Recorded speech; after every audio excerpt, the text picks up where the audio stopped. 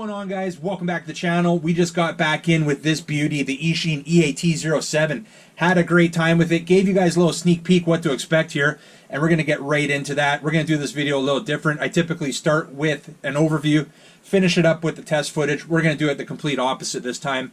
We're going to start with that test footage. You're going to get more of that fun that we showed you at the intro of this video. And you guys are going to want to stick around if you want to check out some of the specs of the EAT07. It'll be in the overview at the end of this video. As well, I'll show you what I did to waterproof this guy, because we put it through some mud, some water, and everything in between. So, hope you guys enjoy. We'll catch you later.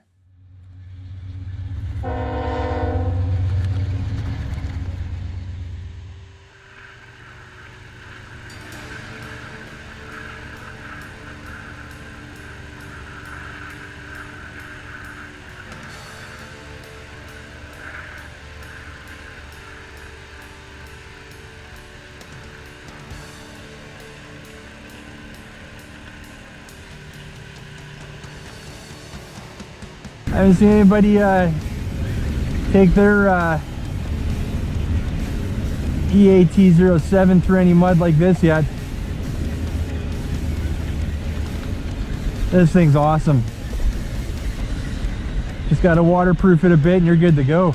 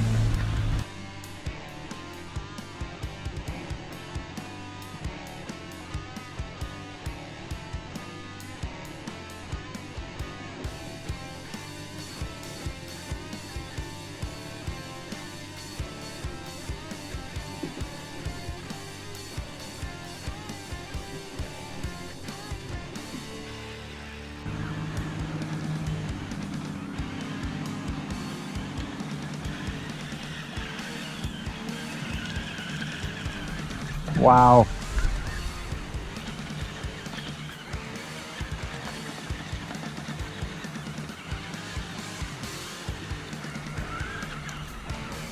It does kind of feel like the battery is getting a little bit weak there.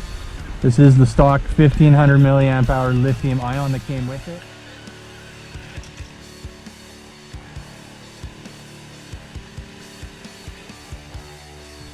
Alright guys, we switched it out for 1600 milliamp hour lipo. Oh, we're into some deep stuff.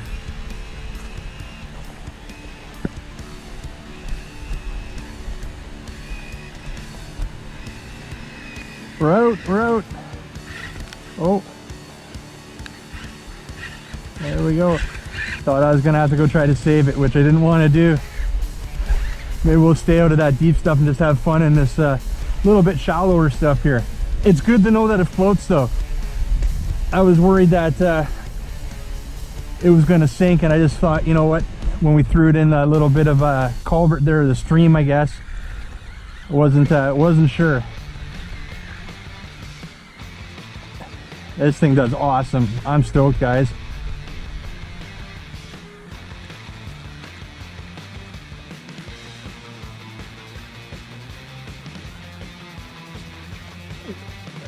Oh, we're into some deep stuff there.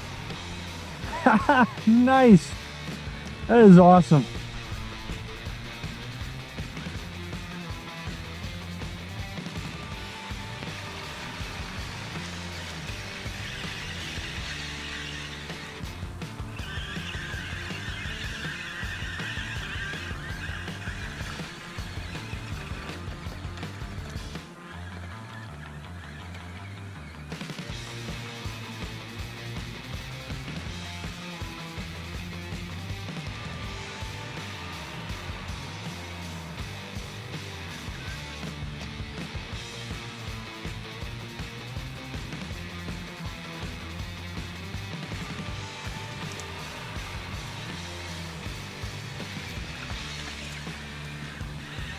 Oh, thought we were gonna get hung up there.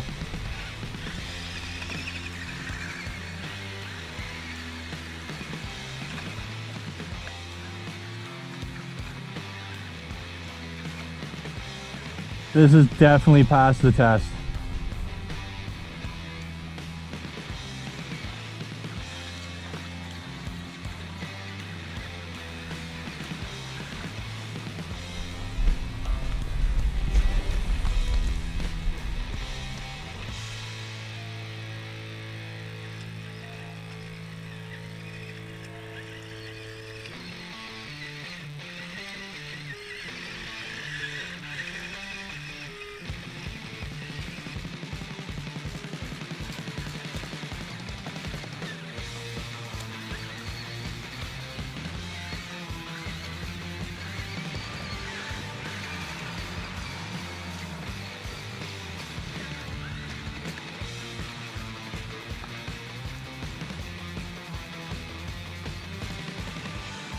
Oh, no, no, no, no. Oh, guys. I'm stuck. This will be it. I'm not, I'm gonna have to go rescue that. Oh, guys, I didn't want to have to do this. I got a little cocky with this one. Well, guys, we're gonna end this video after I do this rescue. I'm not obviously gonna be going out there in my shoes. Oh man, I didn't want to have to do this. I gotta go barefoot, guys.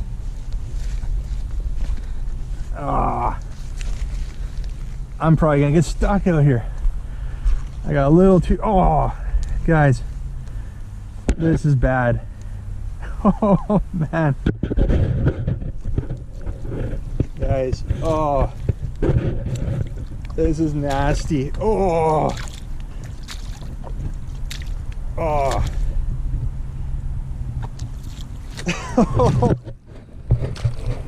Oh, we got it. Guys, we're gonna end this one now. I don't know what to say, guys. Look how deep my footprints went in there. All right, guys, well, we're gonna wrap this one up now. That's the EAT07 from Eachine. Awesome 6x6. I had a great time playing in the mud out here. Unfortunately, we ended it a little bit on a wrong note there, but we'll leave it at that, guys. If you like this video, make sure you get a big thumbs up. Want to grab one of these for yourself? I'll leave a link down in the description. And yeah, guys, don't be a stranger. We'll see you on the next one. See ya. 1/16 scale military style RC truck. Get a first look at it on the box here. Awesome looking camouflage paint job there. Looks like we're going to get some LEDs on the front there. Very cool. And we got a few specs here. 2.4 gigahertz, ready to run, 6-wheel drive. Other than that, there are a few more on the back. 30 meters range, 60 minutes runtime, 22 kilometers top speed. All right, so let's have a look at what was in the box. I've already got it out here. There's the EAT07 right there. Before we get to that, let's see what else we got in here, starting with the battery. This is a lithium-ion 2-cell 1500 milliamp hour battery. It does have a mini style Tamiya plug there. I'll probably be pulling that off and putting a Dean's connector on. Inside the baggie here, we got a few things. You got the charging cable, USB charging cable. It just plugs into the balance plug of the battery. Plug that into any USB outlet. It's going to show red when it's charging, green when it's charged. And these little guys, looks like we got 2 sets of thumb pads for the transmitter. We'll look at the transmitter in a minute. Mini screwdriver there, and the manual. So looking at the manual here, let's open it up.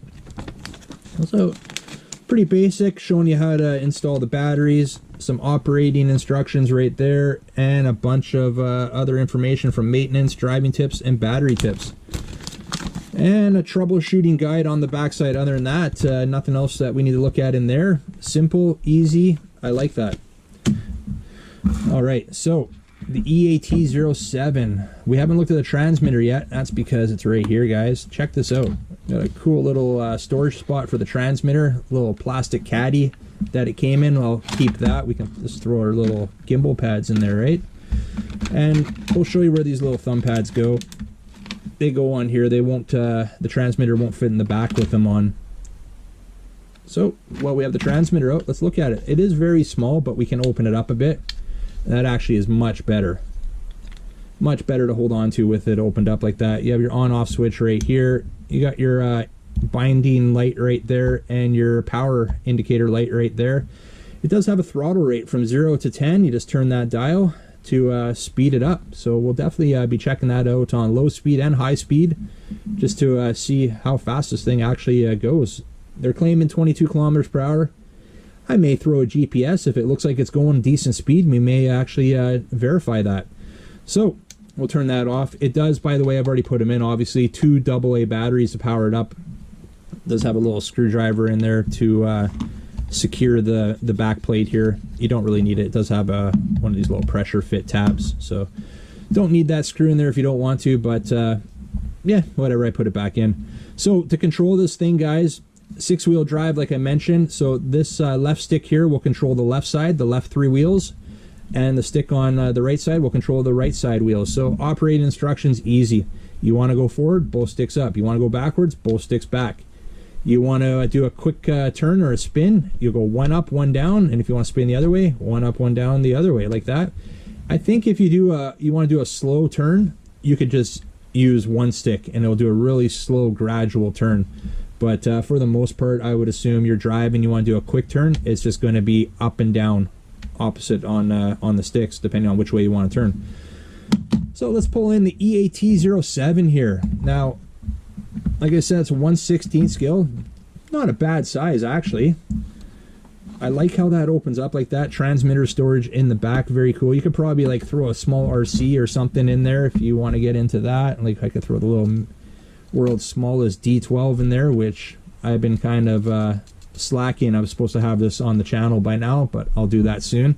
So you could store that in, take it out to wherever you're going to have a little fun and back her on out. That's cool. I like that. Very cool.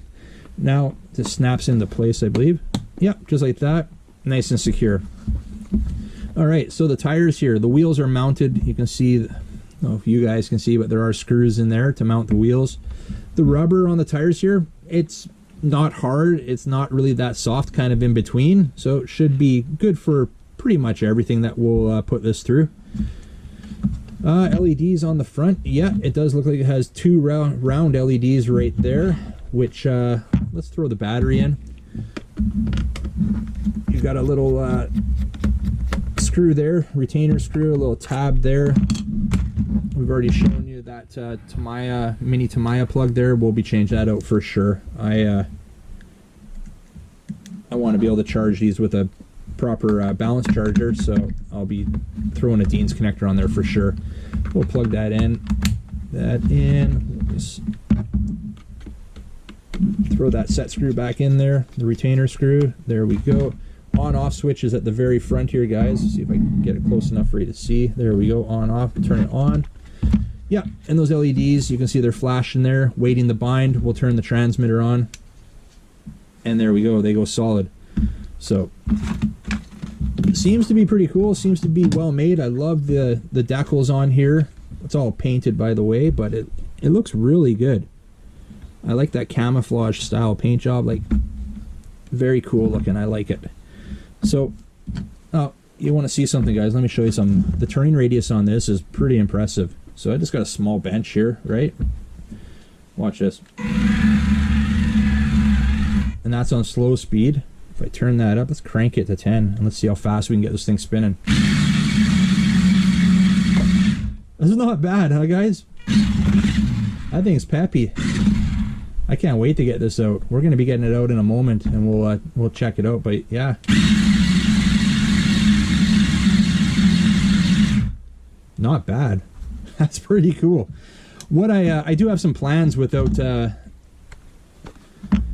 opening it up. We're going to open up. I think we should have a look at the internals of this one. I'm kind of thinking I'd like to waterproof the electronics on this and maybe see if there's any seals on the input shafts for the wheels here, and see if I can maybe make this waterproof somehow and have a little fun with it. Maybe put a little spray foam on the inside there, get a little bit buoyant. It's got a bit of weight to it right now, but this is definitely something that interests me right now. We can kind of do a little bit of upgrading to this. We'll change that mini Tamiya plug out.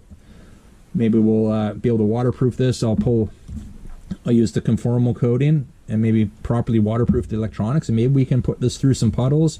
They're not advertising it to be waterproof or anything, so I think what I'll do, guys, why don't we do it? Let me open it up here, and then we'll I'll have a look at it with you guys at the internals here, and see what the possibilities could be on this one. All right, let's have a look at the internals here, guys. I've got pretty much all the screws out that need to come out. There are a few more, but we don't need to take them out to have a look at it. So top comes off. That was a bunch of screws, and there's actually a bottom, and I didn't realize this. So this shell actually, there's a top shell and a bottom shell. That gives you the body for this one. So there's our internal right there, guys. Our internal, I guess you would call it enclosure. Now, there's our ESC receiver combo right there. We'll be, I think we're going to waterproof that, and this is kind of why I wanted to have a look at it in here, is to see what I could do. Now, I don't think we're going to get this to a point where I can make this float on water. There's not enough room. I thought there was a big cavity in here. There's not. But I think we can waterproof it enough to actually where we can take it out in the snow, take it out in the water, go through puddles, and shouldn't have any issues. You can see the motors right there. I'm not sure what the size are. What they look like, they're possibly 180s. Yeah, I don't think they're 260s. Maybe they're 260s. I don't know. Now I did take the screws off of one side so we can have a look at all the gears and stuff. So let's have a look at that. And as expected, they're all plastic, and there's a ton of them. Check out all those gears, guys. For the shafts here, I think what I'm going to do is just throw a little, there's enough grease in there, but I think I'll throw some thicker grease in there because they actually fit quite tight to the housing, and that'll just prevent water from coming in there. And other than that, guys, we don't really need to do much more. I don't, we may put a little, we may throw some grease around the edges as well so we get a decent seal, but I don't think we're going to have issues with water getting in there. We'll use the conformal coating on the ESC. And other than that, there's not much more we can do here, guys. I'll throw some silicone over top of the venting hose, or the wire, I guess, the holes for the wires where the wires come through there. But that's not going to matter for the motors overheating because they got some venting on the top here, and we'll keep that open. So I think as long as we keep that water below the line of the bottom, basically where the top and bottom meet here, we'll be fine going through water.